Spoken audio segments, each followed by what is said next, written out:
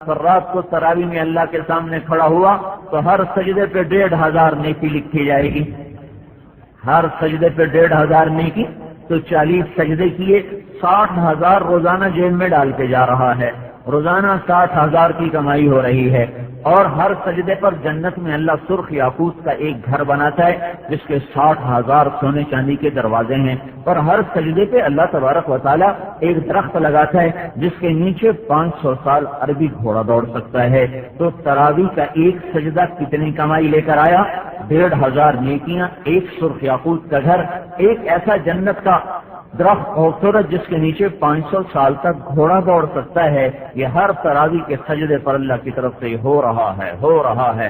اگر یہ یقین مسلمان کے دل میں ہوتا تو پھر کوئی ایک مسلمان بھی تراویح چھوڑ کے بھاگ نہ جاتا، تراویحوں سے غافل نہ ہوتے، تراویحوں سے سو نہ جاتے، بلکہ ہر آدمی اپنی جان توڑ کے یہاں آتا. میں ایسے ہی مذاقن کہا کرتا ہوں، یہاں لکھوا دو تاہا مسجد میں اعلان کہ فی تراویح کے سجدے پہ 150 روپیہ ملے گا.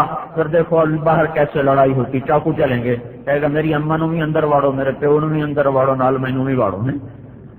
بس یہ ملنے کا 150 روپیہ فی سجدہ. تراویح کے ہر سجدے پہ 150 روپیہ. وہ قصور اکاڑے تک سے خلقت یہاں آنا شروع ہو جائے گی. اور میرا رب کہہ رہا 1500 نیکی، 1500 نیکی، ایک سرخ یاقوت کا گھر، ایک درخت اس کے نیچے 500 سال گھوڑا تو دوڑائے تو دوڑتا چلا جائے.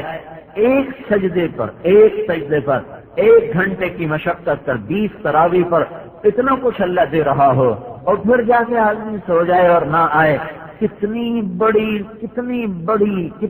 بڑی میرے بھائیوں ہلاکتوں اور کتنے بڑے نقصانوں کا شکار ہو کے رمضان اس نے گزار دیا. کتنی بڑی ہلاکتوں کا وہ شکار ہوا، جو ایسے حال میں بھی جو میٹھے چشمے پر کھڑا ہو کے پیاسا ہو، جو تازہ کھانے کے سامنے بیٹھ کے بھوکا ہو.